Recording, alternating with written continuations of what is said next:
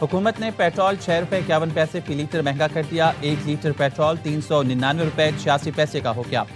Diesel کی قیمت میں 19 روپے 39 پیسے فی لیٹر اضافہ، لیٹر 399 روپے 58 پیسے کا ہو گیا۔ عالمی منڈی میں خام تیل کی قیمتوں میں اتار چڑھاؤ، سٹے بازی عروج پر۔ ٹریڈنگ کے دوران عالمی بینچ مارک برینٹ کروڈ کی قیمت $122 فی بیرل ہو گئی۔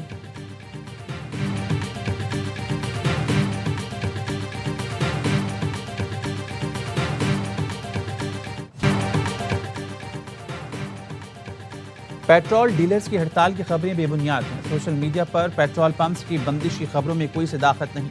اوگنا نے واضح کر دیا، کہا کسی پیٹرولیم ایسوسی ایشن نے ہڑتال کا اعلان نہیں کیا۔ آئل کمپنیز ایڈوائزری کونسل نے بھی پیٹرول پمپ بند ہونے کی افواہیں مسترد کر دیں۔ اعلامیے میں کہا گیا سوشل میڈیا پر 5 دن پیٹرول پمپ بندش کی خبریں بے بنیاد ہیں۔ ملک میں 28 دن کا پیٹرول، 34 دن کا ڈیزل ذخیرہ موجود ہے۔ پیٹرولیم مصنوعات کی بلا تعطل فراہمی جاری رہے گی۔ شرپسند عناصر جھوٹی خبریں پھیلا رہی ہیں۔ عوام سے سوشل میڈیا کی منفی مہم پر کان نہ دھرنے کی اپیل۔ پیٹرول پمپ آنرز ایسوسی ایشن نے بھی 5 مئی تک ہڑتال کی خبریں ان کی تردید کر دی۔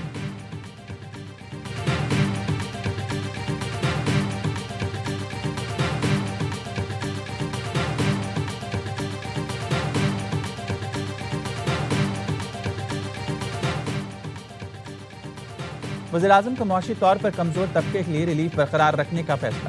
موٹر سائیکل، پبلک اور گڈز ٹرانسپورٹس کے لیے سبسڈی میں 1 ماہ کی توسیع۔ وزیراعظم نے مسافر اور مال بردار گاڑیوں کے کرائے میں اضافے روکنے کی ہدایت کر دی۔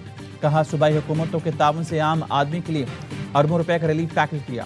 عام آدمی کو ریلیف دینا حکومت کی اولین ترجیح رہے گی۔ وزراء سندھ نے بھی موٹر سائیکل مالکان کے لیے ٹارگیٹڈ فیول سبسڈی میں توسیع کر دی۔ مراد علی شاہ نے کہا بائک مالکان کو دی جانے والی سبسڈی جاری رہے گی۔ سندھ میں بائک کے لیے مہنگے پیٹرول کے پیش نظر 2000 روپے ماہانہ سبسڈی مقرر۔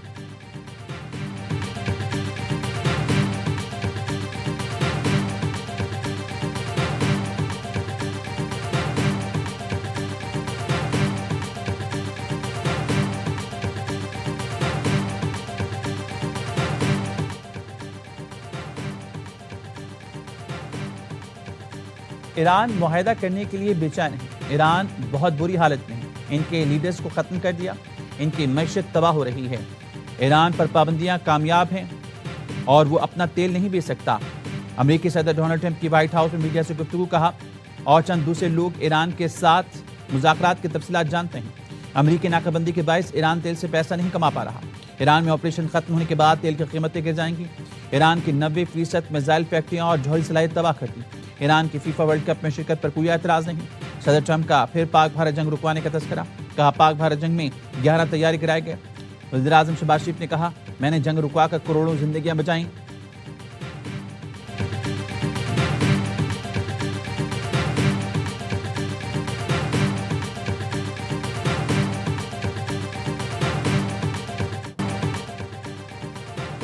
امریکی فوج کا ایران کے خلاف طاقتور حملوں کا منصوبہ تیار۔ سینٹ کام کے سربراہ ایڈمرل بریڈ کوپر ممکنہ حملوں کے منصوبوں پر ٹرمپ کو بریفنگ دیں گے۔ نیوز ویب سائٹ ایکزیوس نے ذرائع کے حوالے سے بتایا مختصر اور طاقتور حملوں میں ایران کے انفراسٹرکچر کو نشانہ بنایا جا سکتا ہے۔ واشنگٹن کو امید ہے اس سے ایران جوہری پروگرام سے متعلق مذاکرات کی میز پر زیادہ لچک دکھانے پر آمادہ ہوگا۔ ایک منصوبہ یہ بھی ہے اپنے ہرمز کے ایک حصے پر کنٹرول حاصل کرنے اسے تجارتی جہاز رانی کے لیے کھول دیا جائے۔ خصوصی افواج بھیج کر افزودہ یورینیم حاصل کرنے کا بھی آپشن موجود ہے۔ امریکی میڈیا کا کہنا ہے سینٹ کام نے پہلی بار ہائپرسونک ڈارک ایگل میزائل مشرق وسطیٰ بھیجنے کی درخواست کی ہے۔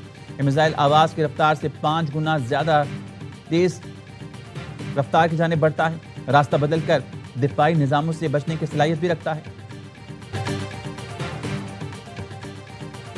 امریکہ نے نئی جارحیت کی تو جواب فوری اور دردناک ہوگا، پاسداران انقلاب نے خبردار کر دیا۔ پاسداران نے ایئر اسپیس فورس کے کمانڈر مجید موسوی نے کہا آپ کے فوجی اڈوں کا انجام دیکھ لیا، طیارہ بردار جہازوں کی قسمت بھی دیکھیں گے۔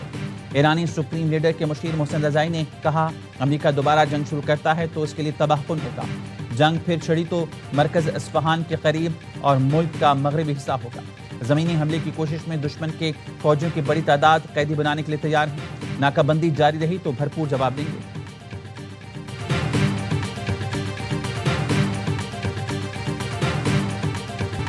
امریکی موجودگی کے بغیر خلیج کا مستقبل تابناک ہوگا۔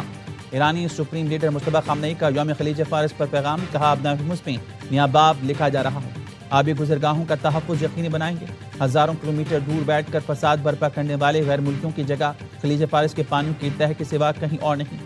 امریکی فوجی اڈے خود اپنا تحفظ نہیں کر سکتے، ان سے حفاظت کی امید نہیں رکھنی چاہیے۔ ایران آبِ ہرمز کا کنٹرول سنبھال کر خلیج فارس کو محفوظ بنائے گا۔ آبِ ہرمز خطے کی مسلم ملکوں اور خصوصاً ایران کے لیے قدرت کا تحفہ ہے۔ آبِ ہرمز کے نئے نظام پر عمل درآمد سے تمام ملک مستفید ہوں گے۔ مصطفیٰ خامنہئی نے کہا، پوری ایرانی قوم جوہری اور میزائل صلاحیت کی محافظ ہے۔ افواج کی استقامت اور دلیری کا مظاہرہ ایرانیوں نے اپنی آنکھوں سے دیکھا۔ امریکہ حد سے زیادہ مطالبات اور بحری ناکہ بندی ختم کرے تو ایران مذاکرات پر تیار ہے۔ ایرانی صدر کی جاپانی وزیر اعظم سے گفتگو، کہا امریکہ نے قیادت کو نشانہ بنا کر جنگی جرم کا ارتکاب کیا، خطے میں امن کے لیے سفارتکاری پھر شروع کرنے کو تیار ہے۔ جاپانی وزیر اعظم کی ایرانی وزیر خارجہ سے بھی گفتگو، عباس عراقچی نے کہا امریکہ اپنا رویہ تبدیل کرے تو مذاکرات کریں گے۔ خطے میں کشیدگی کی وجہ امریکی جارحیت ہے، وہ اپنے رویے میں تبدیل لائے تاکہ تنازع کا پرامن حل نکالا جا سکے۔ جاپانی وزیر اعظم نے ایرانی حکام سے آبِ ہرمز کھولنے اور مذاکرات کی میز پر آنے کی اپیل کی، کہا ایرانی حکام سے اپنے جہازوں کی جلد واپسی کے لیے رابطے میں ہیں۔ آبِ ہرمز میں آزاد جہاز رانی کو یقینی بنانے کے لیے سفارتی کوششیں جاری رکھیں۔ آبِ ہرمز میں کشیدگی کے عالمی معیشت پر اثرات پڑ رہے ہیں۔ پاکستان جہازوں کی محفوظ آمد و رفت پر زور دیتا ہے۔ ہم آبِ ہرمز فوری کھولنے کے مطالبے سے متفق ہیں۔ ترجمان دفتر خارجہ طاہر حسین اندرابی نے میڈیا بریفنگ میں کہا، مذاکرات کا سلسلہ رکا نہیں، امریکہ اور ایران سے سفارتی رابطے برقرار ہیں، تنازع مذاکرات سے حل کرانے کی بھرپور کوششیں کر رہے ہیں، فریقین کے اعتماد کے باعث مذاکرات اور تجاویز کی تفصیل پر بات نہیں کرتے۔ ترجمان نے واضح کیا کہ کابل میں پاکستانی ناظم الامور کو ملاقات کے لیے بلایا گیا۔ دماغ کی بات افغانستان کی جانب سے پروپیگنڈے کا حصہ ہے۔ افغانستان میں کسی بھی جامعہ بالخصوص جمال الدین افغانی یونیورسٹی پر کوئی حملہ نہیں کیا گیا۔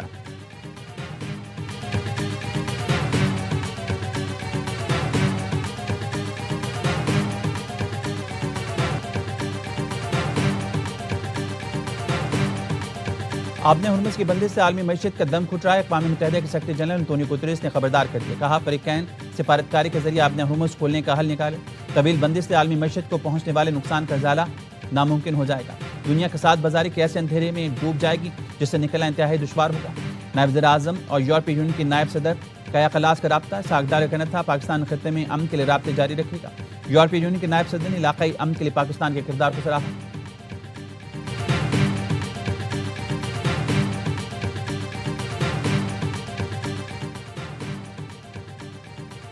مشرق وسطی کی کشیدہ صورتحال کے باعث متحدہ امارات کا بڑا اقدام، اماراتی شہریوں پر ایران، لبنان اور عراق کے سفر پر پابندی عائد کر دی۔ ایران، عراق اور لبنان میں موجود شہریوں کو جلد واپس آنے کی ہدایت۔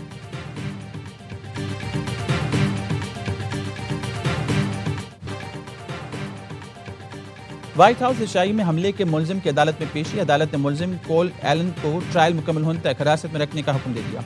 اگلی سماعت 11 مئی کا ابتدائی سماعت کے طور پر ہوگی۔ آج 1 مئی کو پاکستان سمیت دنیا بھر میں مزدوروں کا دن منایا جائے گا۔ یوم مزدور منانے کا مقصد ان افراد کو خراج تحسین پیش کرنا ہے جو خاموشی سے معاشروں کو حرکت میں رکھتے ہیں۔ یہ دن ایک عہد ہے کہ مزدوروں کے حقوق، عزت اور فلاح کو یقینی بنایا جائے۔ یوم مزدور پر ملک بھر میں سیمینار، جلسے، جلوس اور ریلیاں نکالی جائیں گے۔ شکاگو کی محنت کشوں کو خراج عقیدت پیش کیا جائے گا جنہوں نے 1886 میں حقوق کے لیے جانوں کی قربانی دی تھی۔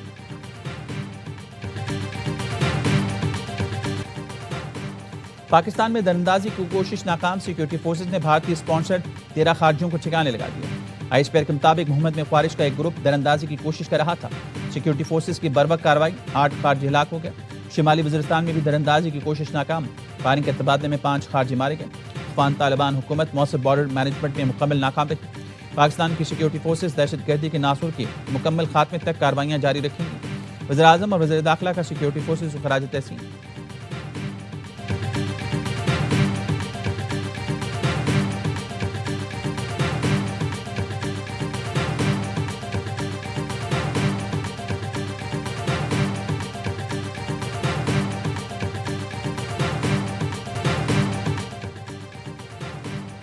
کراچی کے علاقے گلستان جوہر بلاک 3 میں فائرنگ سے ایک شخص جاں بحق۔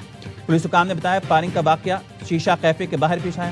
شیشہ کیفے میں 2 گروپوں میں جھگڑا ہوا۔ سیکیورٹی گارڈ کی فائرنگ سے ایک شخص جاں بحق۔ جاں بحق شخص کی شناخت 22 سالہ نجیب علی کے نام سے ہوئی۔ پولیس نے سیکیورٹی گارڈ اور کیفے کے مینیجر سمیت 3 افراد کو گرفتار کر لیا۔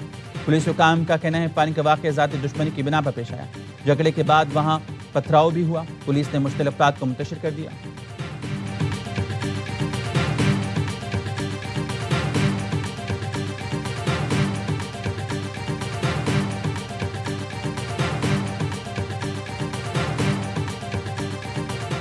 कराची में जेल चुरंगी करीब मैनहोल में डूबकर 2 अफराद मौत के मुंह में चले गए। रेस्क्यू हुकाम ने बताया मोटरसाइकिल की सफाई के दौरान एक शख्स मैनहोल में उतरा, जहरीली गैस की वजह से बेहोश हो गया। दूसरा शख्स उसे बचाने के लिए गया, वो भी बेहोश हो गया, दोनों दम तोड़ गए।